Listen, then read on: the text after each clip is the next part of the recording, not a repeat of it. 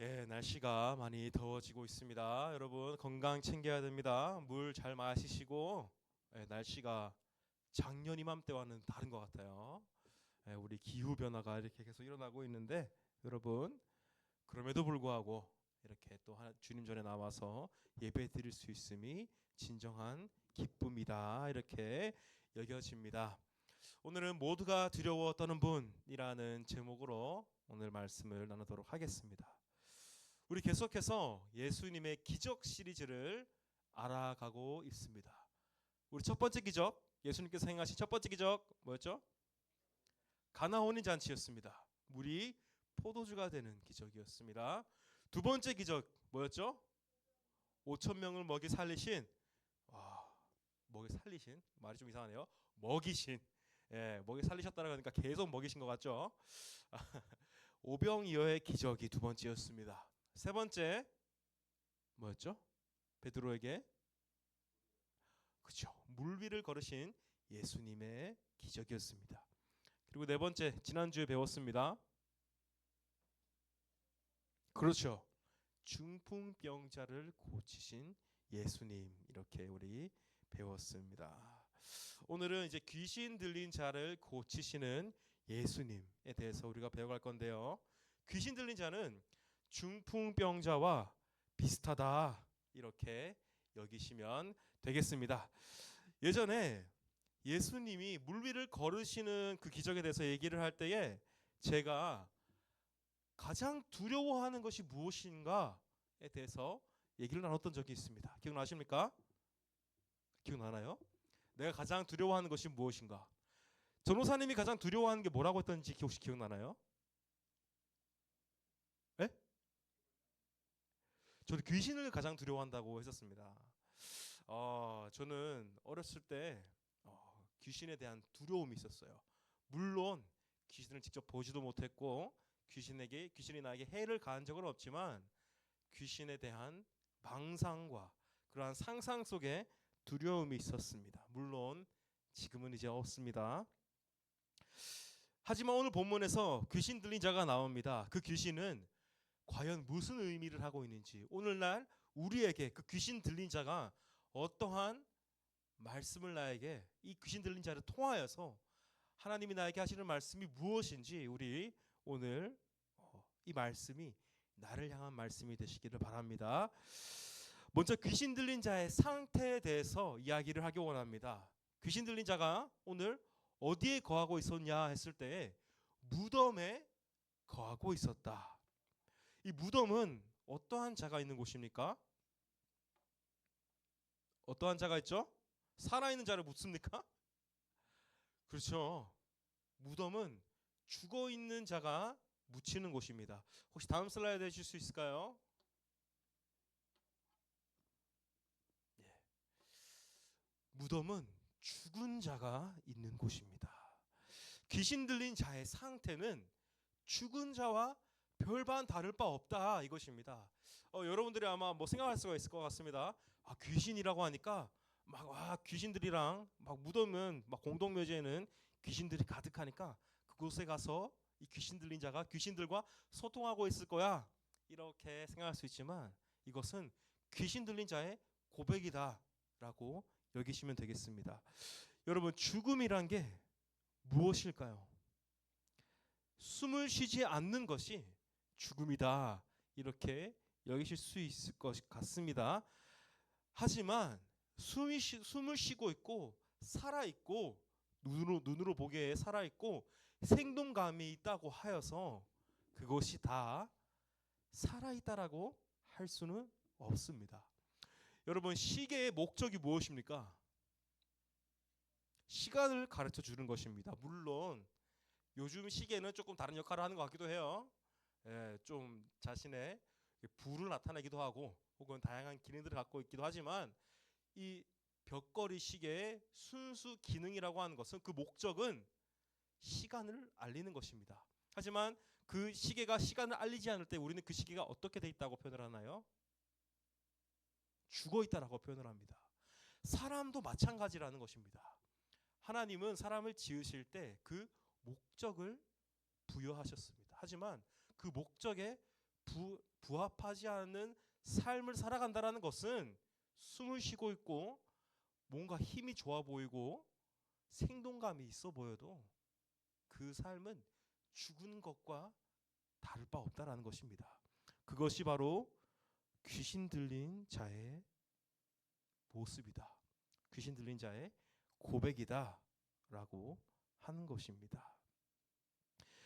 그리고 귀신 들린 자의 특징들이 있습니다. 첫 번째 귀신 들린 자의 특징은 쇠사슬로도 맬 수 없는 자다. 여러분, 육신은 아주 강하지만 이 머리를 뺏긴 자가 이 바로 귀신 들린 자라고 볼 수 있겠습니다. 이 귀신 들린 자, 이 쇠사슬로도 맬 수 없는 자는 하나님을 섬기지 않는 자와 같다. 하나님을 섬기는 자는 성경에서 보면은 매인 소와도 같다라고 합니다. 이 소라는 것은 고삐를 차고 갑니다. 우리는 하나님의 말씀의 매인 자가 되어야 합니다. 하나님의 그 목적의 매인 자가 되어야 하는데 그 주인이 가는 곳으로 가는 게 바로 이 소인데 그 소와 같은 고백이 나오지 않는 자는 귀신 들린 자라는 것입니다. 내가 어디에 매여 있지 않으려고 하고 내가 자유롭고 싶어 하고 물론 자유가 나쁘다라고 얘기한 것은 아닙니다. 하지만 하나님께서 원하시는 그 목적에 부합하지 않는 것이다라는 거죠. 그 하나님의 멍에와 고삐를 차고 싶어하지 않는 것이 바로 이 귀신 들린 자라는 것입니다. 그 다음에 또 특징이 하나 나타납니다. 소리를 지른다라고 했습니다. 여러분, 소리를 지른다라는 것은 자신의 주장이 강하다라는 것을 의미합니다. 내게 주어진 정황에 맞게 가는 것이 아니라 나의 주장이 강하여서 내가 하고 싶은 대로 행하는 것. 마치 방금 말한 이 쇠사슬에 매이지 않는 것과 같이 자신의 의가 강하다라는 것입니다. 자기의 주장이 강하다라는 거죠. 그것이 바로 이 소리를 지르는 자라는 것입니다. 여러분, 어릴 때 싸우면은 누가 이기죠? 고집 세고 목소리 큰 사람이 이깁니다. 그죠? 물론 나중에 이제 중학교, 고등학교 올라가면 이제 논리라는 것이 생겨서 논리 정연하게 잘 얘기하는 사람이 이기겠지만 어렸을 때 싸우는 거 보면 목소리 큰 사람이 이깁니다. 그런 것과 같이 이 목소리가 크면 다인 줄 안다라는 것입니다. 하나님이 나에게 하라는 것을 바라는 것이 하나님께서 나에게 바라는 것이 있지만 나의 주장이 너무나도 강해 소리를 막 지른다라는 것입니다. 그러한 사람이 누구다? 그러한 사람이 바로 귀신 들린 자라는 것입니다. 그리고 귀신 들린 자의 또 다른 특징이 하나 나오게 됩니다. 이 귀신 들린 자의 특징이 무엇이냐? 돌로 자신을 상처를 낸다. 돌로 해한다라고 했습니다. 여러분, 돌이라는 것은 성경에서 여러 가지 의미가 나오는데요. 율법이 돌이 상징하는 것이 바로 율법이다라고 우리가 여기면 되겠습니다. 율법은 하나님이 이스라엘 백성들에게 지키라라고 명령하신 법입니다. 그 율법이 처음에 새겨진 곳이 어디였죠? 이 십계명, 이 모세가 어디에다가 이 율법을 새겼을까요? 근데 사실 모세가 새긴 건 아니에요.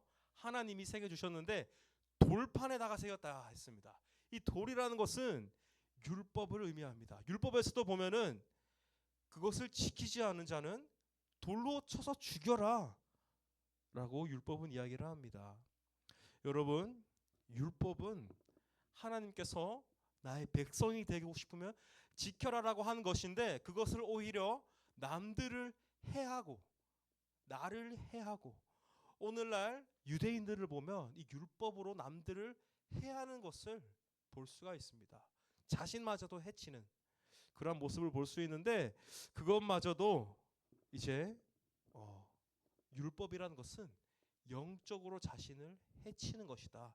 그것이 바로 돌로 상처를 낸다라고 우리는 볼 수 있습니다. 그리고 이 귀신 들린 자에게는 또 다른 특징이 하나 나타나게 됩니다.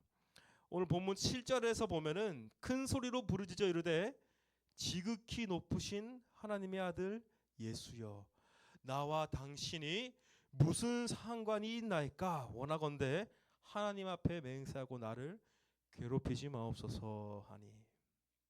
이 귀신 들린 자는 예수님이 분명히 누군지 알고 예수님을 심지어 칭송하기까지 합니다. 예수님 앞에 달려나와 절하고 칭송을 하지만 그의 고백은 예수님을 칭송하는 데서 끝이 나고 그 뒤에 하는 말은 나와 당신이 무슨 상관이 있나이까 이렇게 이야기를 합니다. 여러분, 제가 항상 설교할 때에 앞에 이제 들어가는 말로 하는 얘기가 있습니다.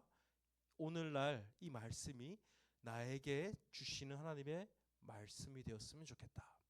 이것이 바로 상관이 있다라는 것입니다. 하지만 상관이 없다. 나와 당신이 무슨 상관이 있나이까라는 고백은, 이 귀신을 들린 자의 고백은 오늘날 나에게 주시는 이 말씀이, 이 설교 말씀이, 이 본문 말씀이 나와 무슨 상관이 있나이까 이렇게 얘기하는 것이 바로 귀신 들린 자의 고백이다라는 것입니다. 귀신 들린 자의 상태가 이러하다라는 것입니다. 비록 교회에 나와서 하나님 앞에 엎드려서 하나님의 이름을 칭송하지만 나와 무슨 상관이 있나이까 이러한 고백을 하는 것이 바로 귀신 들린 자와 별반 다를 바 없다라는 것입니다. 그리고 또 이야기를 합니다. 나를 괴롭히지 마옵소서. 사람들이 보기에는 이 사람이 정상적이지 않다라는 것을 우리는 알 수가 있습니다. 하지만 자기 자신이 그걸로 너무나도 만족하다라는 것입니다. 나는 이 상태가 좋으니, 나는 이 귀신 들린 자의 상태가 좋으니 나를 괴롭히지 마옵소서. 나는 나를 해치고 나와 무슨 상관이 있는지 모르겠고 무덤에 거하기를 원하고 그러한 상태가 내가 원하는 상태이니까 나를 괴롭히지 마옵소서 이렇게 이야기를 한다라는 것입니다. 그것이 바로 귀신 들린 상태입니다. 참으로 예수님을 따르는 자는 예수 그리스도와 내가 무슨 관계가 있는지를 알고 그 목적과 정체성을 찾는 자이고 귀신을 쫓아내는 자입니다. 그것이 참으로 예수님을 따르는 자다. 우리 속심령이 그저 예수 그리스도를 칭송하는 것에서 멈추는 것이 아니라 예수님처럼 살고 그 가치를 발견하는 것이 예수 그리스도를 섬기는 자라는 것입니다. 예수님께서 그 귀신에게 또 묻습니다. 너의 이름이 무엇이냐? 이름이 뭐였죠? 군대라고 했습니다. 왜 군대라고 했습니까? 네, 많다. 군대의 특징은 사람이 많다라는 것입니다. 내 안에 너무나도 많다라는 것입니다. 내가 너무 많다라는 거죠. 여러분, 카카오톡에 최근에 신기한 기능이 하나 생겼습니다. 물론 여러분들도 해당이 되겠네요. 학생 시절 생활기록부를 바로 실시간으로 볼 수가 있습니다. 예, 저도 궁금해서 이러한 기능이 있다라는 것을 알고 바로 카카오톡에 접속을 해서 저의 초등학교, 중학교의 생활기록부를 본 적이 있습니다. 성적을 보니 아주 처참했습니다. 그리고 장래희망들이 이렇게 쭉 나와 있었습니다. 근데 초등학교 때부터 중학교 때까지 장래희망이 여러 가지가 있었던 거예요. 저의 가치가 계속 변하는 것이었습니다. 제 안에 비록 김지석이라는 사람이 한 명이 있지만 결국 내가 되고 싶어하는 것, 내가 하고 싶은 것, 이러한 것들이 너무나도 많다라는 것입니다. 내 안에 너무나도 많다. 그것이 바로 물론 좋은 거라고 생각할 수 있겠습니다. 내가 어떠한 길을 갈지 찾아가는 것. 하지만 여전히 내가 다 크고 나서도 내가 하고 싶어하는 것, 내가 되려고 하는 것이 너무나도 많다라는 것은 하나님의 뜻을 등한시하고 그것들을 찾아가는 것은 어찌 보면은 귀신 들린 자와 별반 다를 바 없다라고 볼 수 있겠죠. 정말 많은 것이 있었습니다. 과학자가 되고 싶어도 했고 또 하나는 유명한 사람, 뭐 대통령 이런 것도 있었고요. 나중에는 교수가 되고 싶다. 제가 이러한 장래희망을 쭉 적었던 것이 있었습니다. 내가 되고 싶어하는 거, 갖고 싶은 거, 그러한 것이 너무 많아도 내가 해야 하는 일들이 또 지금도 너무나도 많다라는 것입니다. 내 머릿속에는 지금 계속해서 내가 뭘 해야 되는지 주님 전에 나와 있음에도 불구하고 계속 생각해 간다라는 것입니다. 그리고 마지막으로 예수님께 이 귀신은 부탁을 합니다. 자신을 어떠한 무리에 들어가게 해달라고. 어떠한 때? 누구? 무엇? 혹시 다음 슬라이드 해줄 수 있을까요? 돼지떼. 나를 돼지떼로 들어가게 해달라. 이 2,000마리나 되는 돼지 안에 들어가서 이 돼지들은 물속으로 들어가서 몰살되게 됩니다. 이 귀신의 특징은 돼지와 같다라는 것입니다. 단순히 뚱뚱하다라는 것이 아닙니다. 전도사님 보면서 돼지 같네 이렇게 하면 안 됩니다. 이러한 의미가 아니라 이 돼지라는 것은 혼합된 양식을 먹고 내 눈앞에 있는 것들은 다 넘기고 하늘을 보지 못하는 자. 이 돼지는 하늘을 보지 못한다라고 해요. 전도사님 하늘 잘 볼 수 있습니다. 하늘을 보지 못하는 그러한 것이 바로 이 돼지와 같다. 하나님의 뜻을, 하늘의 뜻을 모르는 것이다 라고 볼 수 있겠습니다. 그리고 이 돼지떼가 바다로 들어가서 몰살되게 되는데 이 바다, 이 물이라는 것은 이 물이라는 것도 혼합되어진 것을 의미합니다. 수많은 자신들이 있는 곳이 바로 이 물이다라고 볼 수 있겠습니다. 그러나 그가 예수님을 만났더니 정신을 차리게 됩니다. 예수님이 그렇게 귀신을 쫓아냈습니다. 귀신이 더 이상 그 사람의 몸에 없을 때 그 사람은 완전히 바뀌게 됩니다. 180도 바뀌게 됩니다. 무덤 앞에서 소리 지르고 몸에 상처를 내고 쇠사슬에 매이지도 않고 그랬던 사람이 옷을 입고 온전했다라고 성경은 기록하고 있습니다. 그리고 예수에게 자신과 무슨 상관이 있냐 이러한 고백을 했던 귀신 들린 자가 오늘 본문 뒤에 18절에 보면은 오히려 예수님께서 배에 오르실 때에 예수님과 함께 하고 싶습니다. 이러한 고백을 한다라는 거죠. 예수님 곁에 머무르기를 원하고 또 더 나아가서 예수님이 행하신 그 기적에 대해 증언할 수 있는 사람이 되었다라고 오늘 성경은 기록하고 있습니다. 이제 말씀을 마무리하도록 하겠습니다. 여러분, 이 귀신 들린 자의 이 기적의 사건이, 귀신 들린 자를 치유하신 이 사건이 오늘날 나를 향한 말씀으로 들리십니까? 예수님을 알더라도 여전히 귀신 들린 자와 별반 다를 바 없을 수가 있습니다. 왜냐하면 귀신 또한도 예수님을 칭송했습니다. 여전히 내 안에 많은 것들이 있고 하고 싶은 것들이 너무나도 많고 하나님의 말씀에 매여 있지 않으려고 하고 자신의 주장이 강하여서 소리를 지르고 그리고 자신을 율법으로 해하려는 것, 그것이 바로 귀신 들린 자와 별반 다를 바 없다라는 것입니다. 그렇지만 이러한 귀신 들린 자가 예수님이 나와 상관이 있을 때에 이 말씀이 나와 상관이 있는 말씀으로 들릴 때에 180도 변화된다. 그 증인이 바로 저입니다. 저 같은 경우에는 아까 초등학교 중학교 장래희망이 이렇게 막 많다라고 했는데 중학교 3학년 때 장래희망을 제가 확인해 보니까 당당하게 적어놨더라고요. 목사 이렇게 적어놨었습니다. 물론 여러분들에게 목사가 되어라, 이런 목회자가 되어라 이러한 뜻은 아닙니다. 하지만 이전에는 내가 다 하고 싶은 것들이 많고 내가 되고 싶은 것들이 많고 그러한 것들이 많지만 결국에는 우리의 목적, 우리 삶의 목적이 무엇이냐 했을 때 바로 하나님의 목적으로 우리가 향해야 된다라는 것입니다. 우리의 삶의 목적이 무엇이냐? 하고 싶은 것이 아니라 하나님이 원하시는 것, 어디에서든지 어떠한 자리에 있든지 언제든지 예수님에 대해서 증언할 수 있는 것, 그것이 바로 하나님이 원하시는 삶이다, 이렇게 여겨집니다. 그리고 예수님과 함께하고 싶어하는 것.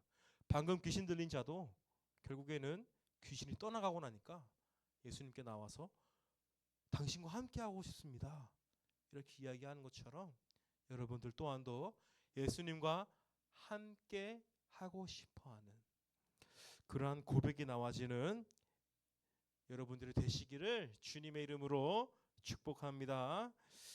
이 시간 다 같이 기도하면서 나가기 원합니다. 기도하실 때에 주님, 제가 귀신 들린 자입니다. 나의 목적대로 행하고 내가 하고 싶은 대로 행하고 나를 해치고 율법으로 나를 해치고 비록 예수님이 어떠한 자인지 알고 예수님을 칭송하지만 그것이 나와 무슨 상관이 있습니까? 이렇게 이야기를 하는 그러한 귀신 들린 자를, 바로 그 귀신 들린 자가 저임을 이 시간 고백합니다. 주님, 그 귀신을 쫓아내어 주시옵소서. 예수님과 상관없다고 했던 그 고백이 이제는 예수님과 함께하고 싶어하는 사람이 되는 고백이 되게 하여 주시옵소서. 이전에는 말씀에 매여 있고 싶지 않았지만 이제는 그 말씀에 매여서 예수 그리스도를 증언할 수 있는 사람이 되게 하여 주시옵소서 라고 이 시간 다 같이 통성으로 기도하시겠습니다. 하나님 아버지,